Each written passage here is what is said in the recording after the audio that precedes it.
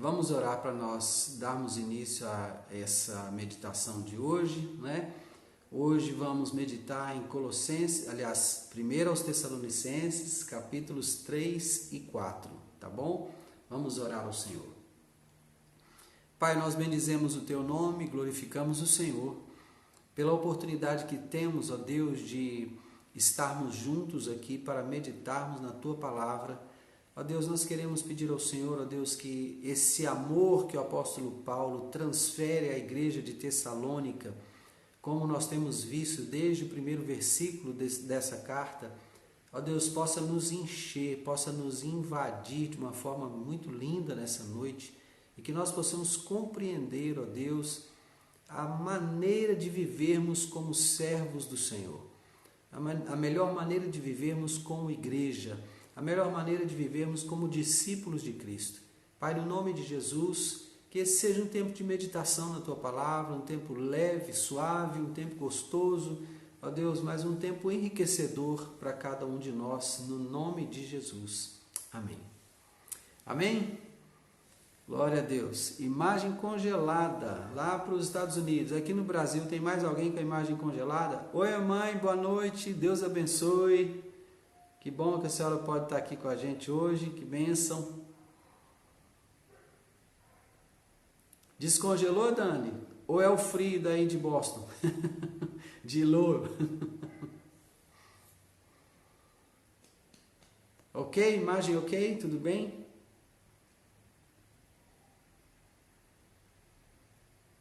Ah, que bom. Não, Romilda? Tá congelado aí?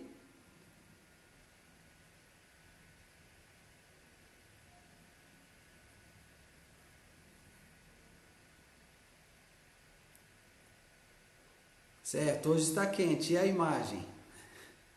Tá tudo ok, né? Então vamos seguir em frente? Primeiro aos Tessalonicenses, capítulo 3, a partir do primeiro versículo.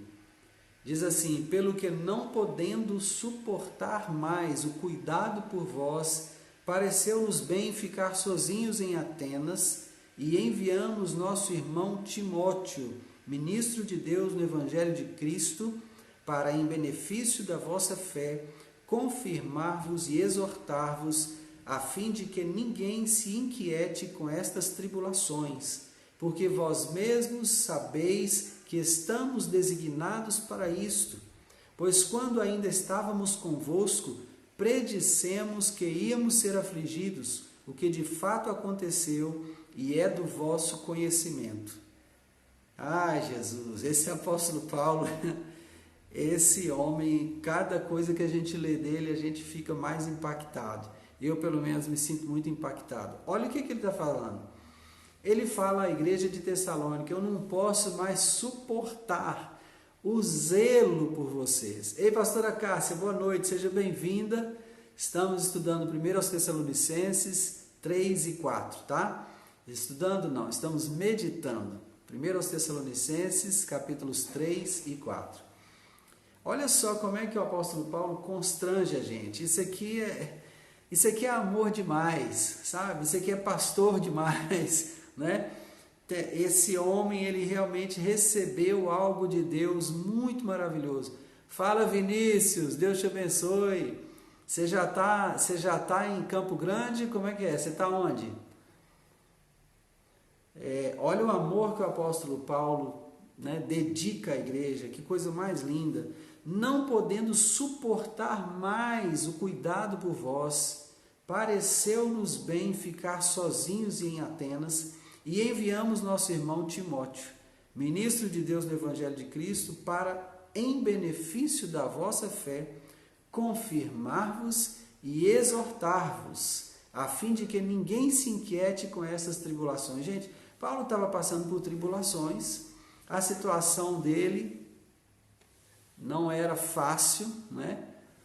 E ele está aqui agora falando do zelo dele, né, pela igreja dos Tessalonicenses. Que coisa, que amor. Ele falou assim: vou ficar sozinho aqui em Atenas, eu prefiro, mas eu quero que o Timóteo vá se encontrar com vocês.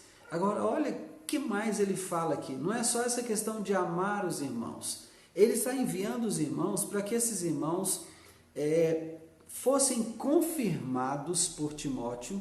E esse confirmar aqui, irmãos, não é outra coisa senão dizer: vocês são nossos irmãos amados, nós não abandonamos vocês, está tudo bem. Paulo de fato está passando por muitas tribulações, a coisa não está fácil em Atenas, né? Imagine diante vamos dizer, igreja, do templo que havia lá para a Diana dos Efésios, né? Lá quanto tempo ficou aquele clamor ali, grande é a Diana dos Efésios e tudo mais. Atenas era um templo grego violento, cultura, pensamento grego, tudo estava ali naquele lugar. E Paulo, chegando em Atenas, viu ali, né, aquela imagem levantada a um Deus desconhecido. Então tudo isso vai mexendo com o Paulo. Ele vai falar assim: eu vou preferir ficar aqui, não está fácil pregar aqui nesse lugar, não está fácil a vida nesse lugar, mas vocês são muito amados e eu quero que vocês recebam desse amor, mesmo que eu esteja distante, né? Então é isso que ele está fazendo. Mas olha só o que ele fala: vocês sabiam desde o princípio que eu estava designado para sofrer tribulações. Meu Deus do céu, meu Deus do céu. Porque vós mesmos sabeis que estamos designados para isto. Pois quando ainda estávamos convosco, predissemos que íamos ser afligidos, o que de fato aconteceu e é do vosso conhecimento. Meu Pai amado, meu Pai amado.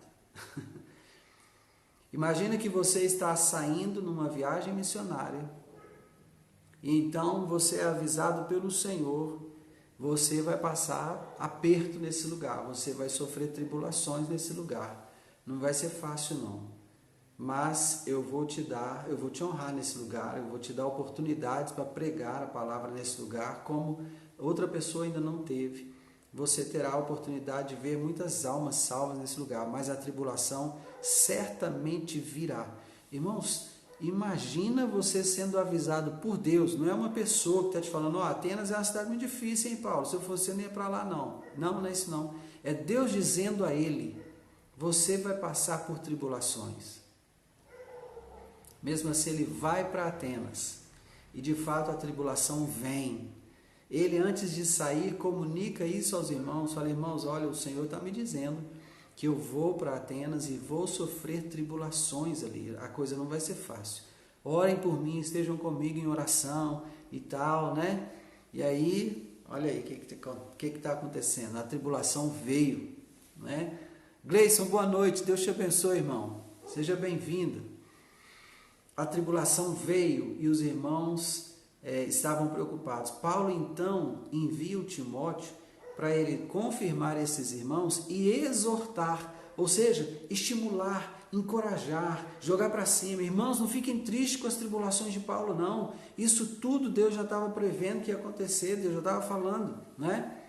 Gente, vocês estão vendo aí travado também, ou só Boston que travou? Oi, pastor Emerson, paz do Senhor, Deus te abençoe, querido. Boa noite.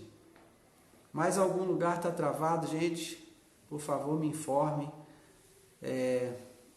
Lowell travou a imagem lá. Tem mais alguém com a imagem travada, mensagem travada? Estou achando diferente hoje a internet, que esteve estável o dia todo. Tudo normal? Certo. Romilda, tenta sair e entrar novamente. Tenta sair e entrar novamente, por favor. Tá bom? Vamos ajudar a Romilda aí, para ela sair e entrar novamente. Pode ser só isso, né? Oi, Vitória. Boa noite. Deus te abençoe. Seja bem-vinda. Ainda estamos orando pelo Bruno. Nos dê notícia, por favor, tá bom? Vamos continuar então. 1 aos Tessalonicenses 3. Obrigado, gente. Obrigado. Glória a Deus. 1 aos Tessalonicenses 3. Agora vamos para o versículo 5. Foi por isso que, já não me sendo possível continuar esperando, mandei indagar o estado da vossa fé, temendo que o tentador vos provasse e se tornasse inútil o nosso labor.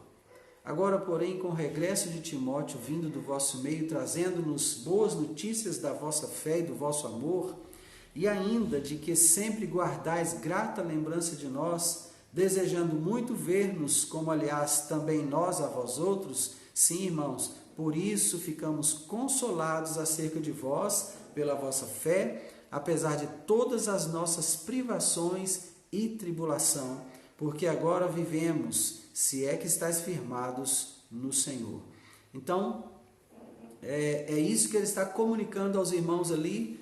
É uma comunicação direta, simples, mas ele está dizendo: olha, eu estou feliz, Timóteo foi a vocês, estimulou, encorajou, confirmou vocês, trouxe boas notícias da fé que vocês estão vivendo, trouxe boas notícias da perseverança, da forma como vocês estão vendo, apesar das nossas privações e tribulações, graças a Deus por isso, né? Então, estamos felizes porque vocês estão firmes no Senhor. Versículo 9, pois que ações de graças podemos tributar a Deus no tocante a vós outros, por toda a alegria com que nos regozijamos por vossa causa diante do nosso Deus, orando noite e dia com máximo empenho para vos ver pessoalmente e reparar as deficiências da vossa fé. O apóstolo Paulo realmente era demais, gente. Esse homem era uma bênção mesmo. O tempo todo orando pelos irmãos dos Tessalonicenses, né? Orando por eles, o tempo todo dizendo: estamos dando graças a Deus por vocês, somos gratos a Deus, nos regozijamos por vossa causa, nos alegramos diante de Deus por vossa causa, oramos noite e dia por vocês, com o máximo empenho. Ele desejava muito ir visitar a igreja dos Tessalonicenses, e ele orou muito ao Senhor para conseguir vir até lá, né? Oi, Clara Índia, Deus te abençoe, boa noite, viu, querida? Versículo 11, ora, o nosso mesmo Deus e Pai e Jesus, nosso Senhor, dirijam-nos o caminho até vós, e o Senhor vos faça crescer e aumentar no amor uns para com os outros e para com todos, como também nós para convosco, a fim de que seja o vosso coração confirmado em santidade, isento de culpa, na presença do nosso Deus e Pai, na vinda de nosso Senhor Jesus, com todos os seus santos. Aleluia. Bendito seja o nome do Senhor. É muito amor derramado sobre a igreja. É muito amor. Em dias como os que nós estamos vivendo hoje, irmãos, a gente vê uma atitude pastoral tão linda dessa, nos encoraja e ao mesmo tempo nos envergonha, né? Porque você começa a perceber assim que, será que eu estou derramando esse amor que o apóstolo Paulo estava derramando sobre a igreja em Tessalônica? Será que eu, como igreja, estou manifestando esse amor aqui entre nós, corpo de Cristo, né? Quando nós nos reunimos, quando nos encontramos, quando temos oportunidade de estar juntos, né? Falarmos uns aos outros, será que a gente está manifestando esse nível de amor, né? Quando o apóstolo Paulo fala dessa forma que ele nos constrange, ele me constrange enquanto pastor, né? E ele me constrange enquanto ovelha. A abordagem dele à igreja é assim um derramar de um mel, é uma unção de amor que está aqui nessa carta, que é uma coisa constrangedora, né? Como que ele fala a estes irmãos com tanto amor, o desejo, a amizade que ele desenvolveu por Tessalônica, pelos tessalonicenses, né? A ponto dele não suportar mais a distância que ele vivia dos tessalonicenses e impedido de ir ele mesmo, então ele envia o seu discípulo Timóteo, para que ele vá, né, ele isente aqueles irmãos de todo o peso, conforte os irmãos, encoraje os irmãos a permanecerem, né? E de certa forma ele até vai encorajar os irmãos a orarem também para que ele consiga ir até lá, né? Quem é que não quer receber uma pessoa que demonstra tanto amor por a gente dessa forma, né? Eu quero receber toda hora na minha casa alguém que me escreva uma carta como essa aqui, cheia de unção de amor, né? Tantas palavras amorosas, demonstrações de uma dedicação diante do Senhor incomparável. O tempo todo ele está orando por essa igreja, não só dando graças a Deus pela igreja, mas orando a Deus para que ele tenha condição de estar com eles. Gente, que amor gostoso, não é? Que amor maravilhoso é esse, não é? Será que nós, enquanto pastores, eu vou colocar aqui para nós pastores, porque tem alguns pastores aqui, né? Será que a gente está derramando esse amor sobre a igreja, um amor sincero, um amor verdadeiro, como esse que o apóstolo Paulo está derramando sobre a igreja de Tessalônica, não é? Está aqui o pastor Emerson, está aqui o pastor Emerson, está a pastora Dani, está a pastora Cássia, né? E alguns pastores aqui nessa reunião, nesse encontro nosso, e graças a Deus por isso, porque são pessoas também que vão me abençoando, né? Elas acabam exigindo de mim uma dedicação também amorosa, né? E é muito gostoso ter vocês aqui. E será que nós estamos tendo esse comportamento, né, que o apóstolo Paulo teve com a igreja de Tessalônica? Irmãos, verdadeiramente, sinceramente, né, nós precisamos permitir que a igreja perceba essa nossa vulnerabilidade, sabe? Essa nossa fraqueza. Somos apaixonados por eles, nós os amamos, nós sentimos saudade, nós queremos estar perto, sabe?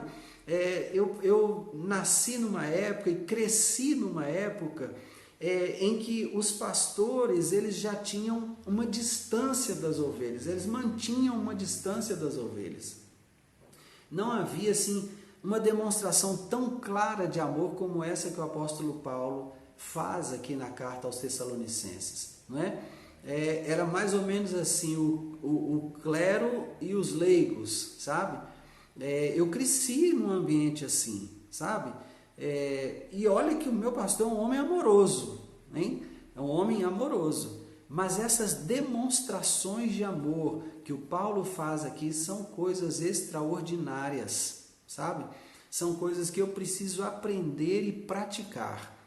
Falar dessa forma como o apóstolo Paulo falou à igreja de Tessalônica é algo muito especial e isso toca o coração da igreja, né? Eu preciso aprender, eu preciso desenvolver esse hábito, eu preciso praticar isso. A distância tem crescido muito, né, irmão? É fato, né? Parece que, assim, eu não sei o que é que aconteceu.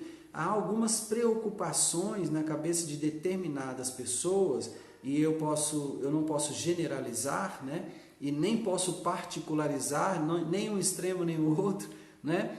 Mas há alguns que têm se distanciado porque têm tratado o rebanho como pessoas que têm que trabalhar para cumprir metas, né? Metas, principalmente metas de crescimento. Eu não vou nem aprofundar nesse assunto, não, porque esse assunto mexe muito comigo, eu começo a ficar assim um pouco exaltado, e eu quero evitar isso, eu quero ficar nessa unção de amor do Paulo aqui. Num outro momento a gente pode tocar nesse assunto. Mas eu quero encorajar os meus amados colegas que estão aqui, pastores, né? Que estão participando desse encontro nosso aqui. Eu quero te encorajar, irmão, sabe? Eu não estou dizendo que você não seja assim, mas se você já eu quero te encorajar a ser ainda mais amoroso, mais meloso, como o Paulo está aqui. Isso aqui é um mel, gente. Esse tratamento que o Paulo está dando na igreja aqui, isso aqui é maravilhoso demais, isso aqui é necessário demais, sabe? Então, que nós possamos ter esse cuidado com a igreja, esse amor com a igreja, sabe? De abraçar, de chegar junto, de falar que ama mesmo, sabe? De falar que como aquela pessoa é necessária. Você não tem que desviar os olhos de algum desvio de conduta. Você não tem que fazer de cego, vista grossa. Não, querido. A Bíblia diz que o amor cobre multidão de pecados, não é? Mas quando você ama essa pessoa, você a constrange, entende? É o amor de Deus que nos constrange, amados.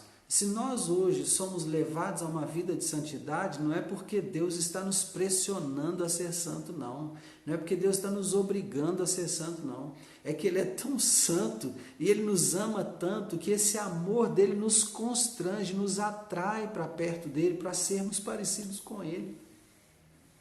Então essa é a situação. Eu preciso aprender isso, irmãos. Talvez vocês já estão longe na minha frente, né? Pastor Emerson, pastora Cássia, pastora Dani, talvez sejam pessoas que estão distantes, muito longe lá na minha frente. Eu preciso mesmo aprender isso e fazer demonstrações claras do amor de Deus e do meu amor mesmo pelo rebanho.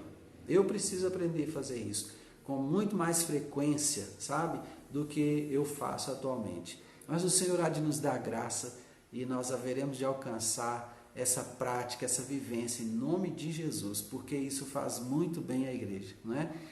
O feedback da igreja dos Tessalonicenses é imediato, a gente percebe pela carta, né? Bom, capítulo 4.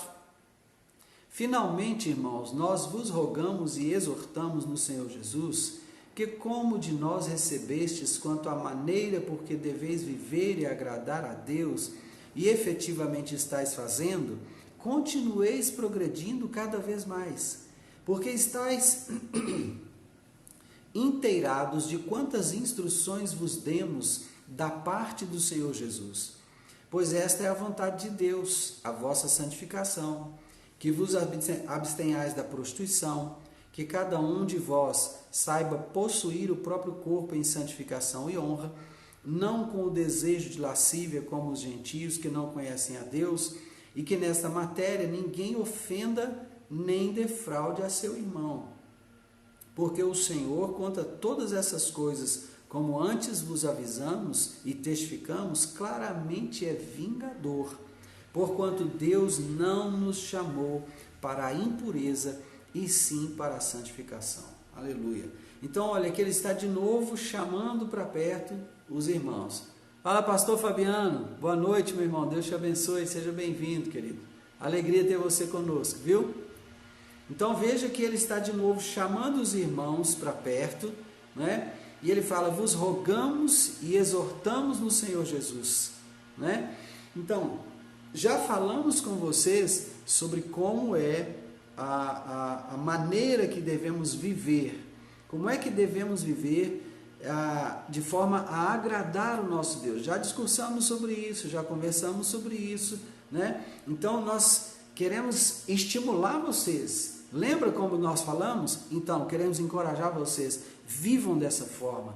Lembra das instruções que nós já passamos a vocês, que já demos a vocês da parte do Senhor Jesus. Lembra de tudo que foi falado. Por quê? Porque esta é a vontade de Deus para conosco, a vossa santificação. Né? Que vos abstenhais da prostituição, que cada um saiba possuir o próprio corpo em santificação e honra. Então, amados, olha, ele está chamando o povo para a santidade. Primeiro, ele enche o povo com amor. Primeiro, ele dá essas demonstrações de amor, essa semelhança dele com Deus, ele vai então transferir para que o povo a perceba. Então, quando o povo recebe essa palavra amorosa, né, que puxa para perto, então ele vai no objetivo. A nossa maneira de viver é em santificação e honra. Não se esqueçam disso. Percebe?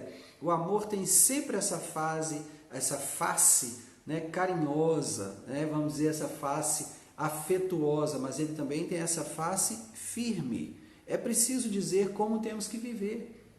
Não é para fazer vista grossa, não é para passar a mão na cabeça da pessoa que está vivendo de forma incorreta, que está se desviando, né? Tá errando, vai errar o alvo. Se continuar na rota que está, vai errar o alvo lá na frente. Então vamos trazer de volta para o caminho, né? É a hora de usar a vara, né? A vara é para essa hora, é para apontar o caminho. Opa, chega para cá, né? Tá indo para o caminho errado, é para cá, por aqui, né? Essa é a hora e a forma de usar a vara do pastor, né? Então, ele vem com esse amor e ele fala, olha, nós já tratamos disso antes, eu quero encorajar vocês a permanecerem naquilo que temos instruído vocês, né? E aí ele vai falar sobre essa coisa da lascívia, da prostituição, coisa dos gentios que não conhecem a Deus. Mas ele ao mesmo tempo fala assim, olha, ele, um apóstolo enviado aos gentios, ele vai falar assim, ó, ninguém ofenda nem defraude a seu irmão, porque o Senhor contra todas essas coisas é vingador, né? Então, não maltrate o seu irmão, não discrimine o seu irmão, né? Porque ele é um gentio e a prática do gentio antiga era essa, né? Então não fica apontando o dedo, olha para você, né? Então, ouve essas instruções, porque Deus não nos chamou para impureza, mas para santificação. Então, quem rejeita essas coisas não rejeita o homem, mas a Deus, que também nos dá o seu Espírito Santo. Versículo 9. No tocante ao amor fraternal, não há necessidade de que eu vos escreva, porquanto vós mesmos estáis por Deus instruídos de que deveis amar-vos uns aos outros, e na verdade estáis praticando isso mesmo para com todos os irmãos em toda a Macedônia. Olha aqui, que igreja que era essa, né? O Paulo está instruindo os irmãos no tocante ao amor, ele fala assim, nem precisa instruir nessa área. Essa área eu sei que eu não preciso instruir, porque vocês têm dado demonstrações de amor, não só em Tessalônica, mas na região da Macedônia. Olha, irmãos, esses irmãos eram conhecidos pelo amor que eles exerciam, que eles praticavam, não é? Vós sereis meus discípulos quando vos amardes uns aos outros. Eles estavam demonstrando que eram discípulos de Cristo. Tremendo isso aqui. Contudo, vos exortamos, irmãos, a progredirdes cada vez mais e a diligenciardes por viver tranquilamente, cuidar do que é vosso e trabalhar com as próprias mãos, como vos ordenamos, de modo que vos porteis com dignidade para com os de fora e de nada venhais a precisar. Olha, não é para você... Ele está dizendo aqui, não é para você achar que agora você vai ficar servindo a Jesus e vai ficar o dia inteiro na casa dos outros, em oração, estudando Bíblia, vai esquecer de trabalhar e de repente vai começar a pedir as coisas para os outros. Não, isso aí está errado, esse comportamento não é esperado de você não. Trabalhe, consiga o seu sustento com as suas próprias mãos, né? Enquanto você está trabalhando, vá pregando o Evangelho. Enquanto está lá no seu trabalho, lá mesmo fale de Jesus, né? Mas vá atrás do seu sustento, vá garantir o sustento da sua casa, né? Então, você precisa se portar com dignidade para com os de fora, né? Você não tem que falar assim, nossa, eu estou precisando disso aqui, Deus é esse que você serve, né? E agora você está precisando das coisas desse jeito aí, Deus te ensina a não trabalhar, seu Deus te ensina a não trabalhar, é assim? Não é assim não. Deus ensina que aquele que furtava antes, agora trabalha com as suas próprias mãos, para que tenha com que acudir ao necessitado. O trabalho nem é só para o nosso sustento. O trabalho é para que nós possamos desenvolver a identidade nossa em Deus. Porque Deus, o nosso Pai, é doador. O tempo todo Ele é doador. O tempo todo Ele está doando alguma coisa. Então Ele quer que nós, tendo assumido a identidade de filhos dEle, também nos tornemos doadores. Então o nosso trabalho não é só para nós enriquecermos, comprar o carro do ano, a melhor casa do bairro, não é? As melhores roupas de marca, calçados, enfim, nada disso, não.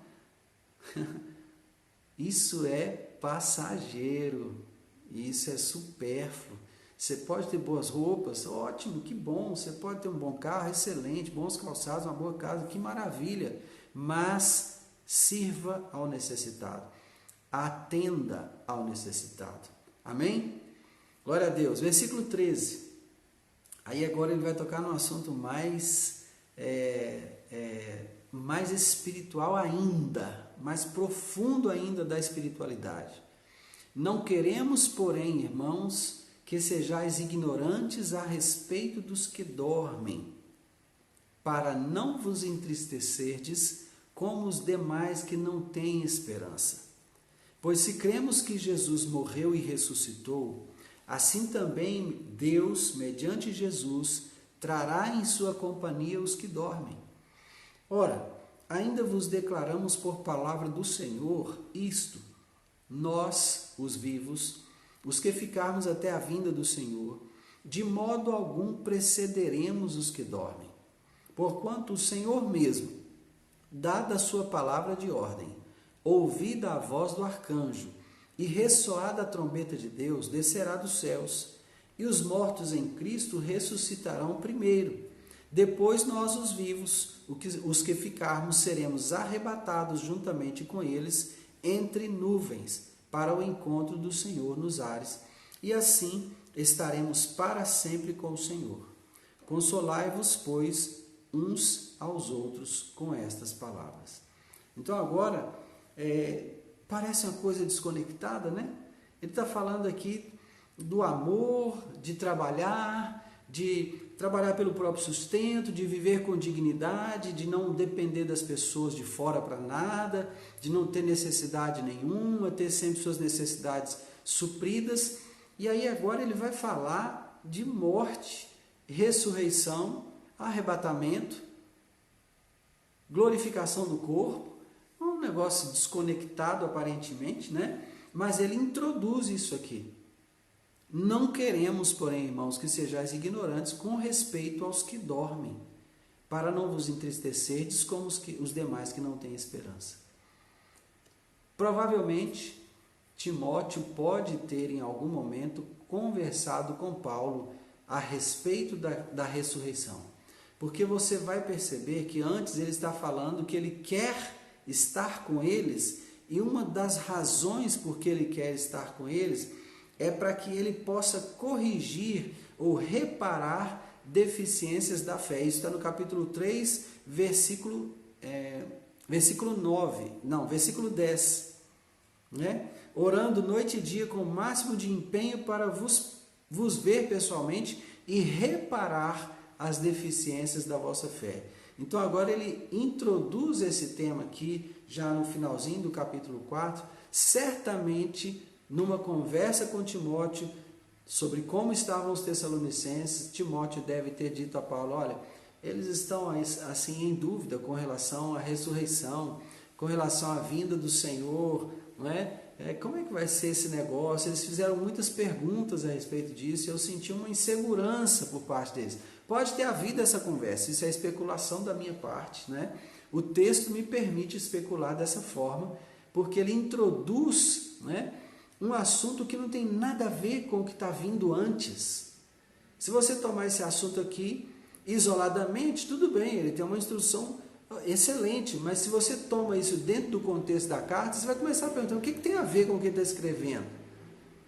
Primeiro ele fala de tanto amor, de tanto afeto com os irmãos, da vontade de rever os irmãos, fala que enviou Timóteo para que o Timóteo dê notícias a eles e traga notícias deles, não é? Aí fala de como eles são amorosos, que o amor deles já contagiou a Macedônia toda, a região da Macedônia, não só a Tessalônica, a cidade de Tessalônica. Faz tantos elogios, coisas, né? Instrui sobre algumas outras coisas, mas agora ele vai falar de um tema que não tem nada a ver, não tem contexto aqui para esse texto que ele está escrevendo. Então, eu consigo imaginar isso, que o apóstolo Paulo pode ter tido uma conversa com Timóteo que motivou essas introduções, ou essas instruções que ele está colocando aqui, né? E aí está, essas instruções têm validade para nós, né?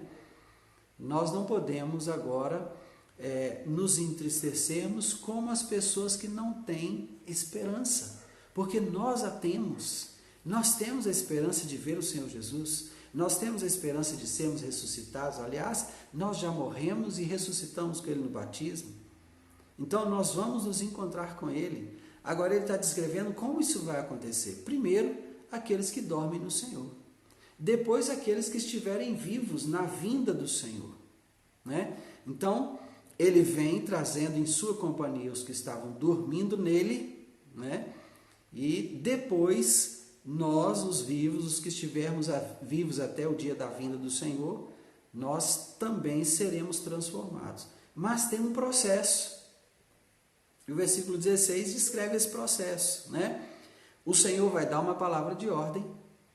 Então, sair da palavra de ordem, o arcanjo anuncia a vinda do Senhor, a trombeta de Deus é ressoada nos céus.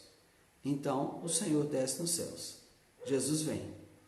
Os mortos em Cristo ressuscitam primeiro, depois nós, os vivos, os que ficarmos, seremos arrebatados junto com eles.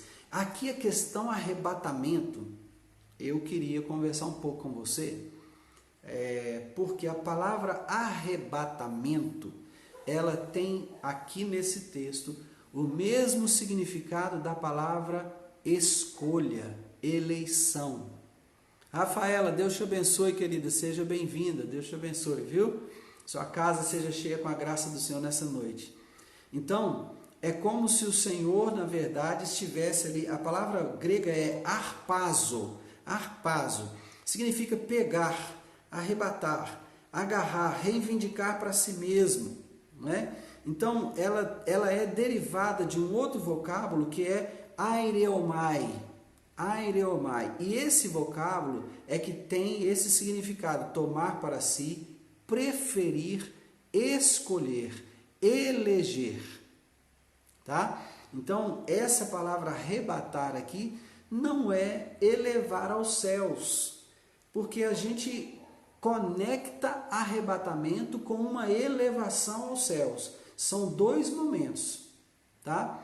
Arrebatamento é quando ele escolhe, quando ele separa. Jesus falou sobre isso. Quando o Senhor vier, ele vai separar o trigo do joio, né? Então, depois que ele separa, já corpo glorificado, mortos ressuscitados, então subiremos e encontraremos com ele nos ares. Ele está dando só uma sequência de fatos aqui, tá? Ele nem vai aprofundar nisso, mas ele está dando a sequência. Como é que vai acontecer? Nós, os vivos, os que ficarmos, seremos arrebatados, separados, retirados do meio, né? Juntamente com aqueles que ressurgiram, né? Com eles nós subiremos entre nuvens para o encontro do Senhor nos ares, e assim estaremos para sempre com o Senhor. E aí ele diz: consolai-vos, pois, uns aos outros com estas palavras. Amém? Então, ele está o tempo todo estimulando a igreja de Tessalônica, está chamando essa igreja para esse tempo de responsabilidade, de viver em santidade, não é? Mas ele também está aqui abençoando essa igreja com essa instrução a respeito da vinda do Senhor, os mortos em Cristo e a vinda do Senhor. A instrução dele é clara, né? Parece ter fundamento numa conversa dele com o seu discípulo Timóteo, que tinha ido e voltado de Tessalônica, né? E então ele escreve provavelmente com essa motivação. Então, depois de dar toda essa instrução, né? Ele diz aos Tessalonicenses: consolai-vos, pois, uns aos outros com estas palavras. Então não há uma ordem, primeiro os que dormem, depois os que ainda estão aqui, todos juntos sobem. Não, é exatamente o contrário, há uma ordem. Ele está dizendo aqui, primeiro, deixa eu só achar o versículo aqui, versículo 16: porquanto o Senhor mesmo, dada a sua palavra de ordem, ouvida a voz do arcanjo e ressoada a trombeta de Deus, descerá dos céus. Aí começa a sequência: os mortos em Cristo ressuscitarão primeiro, depois nós, os vivos, os que ficarmos, seremos arrebatados, separados daqueles que não foram eleitos, não foram salvos, né? Então, primeiro os mortos em Cristo ressuscitarão, depois nós, os vivos, os que ficarmos, seremos arrebatados, juntamente com eles, entre nuvens para o encontro do Senhor nos ares. Então, essa subida ocorre junto, vamos encontrar com eles juntos, amém? É uma sequência de fatos. Acontece que, como ele está delineando, né, a sequência, parece que acontece uma coisa e depois a outra, mas eu entendo que isso vai acontecer simultaneamente, né? Os mortos ressuscitam, o Senhor já separa, né, os salvos, né, que é o arrebatar, né, é o separar, eleger, separa os salvos dos não salvos, e então esses juntos, os que ressuscitaram, os que dormiam em Cristo e os que ressuscitaram agora, né? E os que foram arrebatados, separados, sobem juntos para o encontro do Senhor nos ares. É um evento só, né? Eu não sei se eu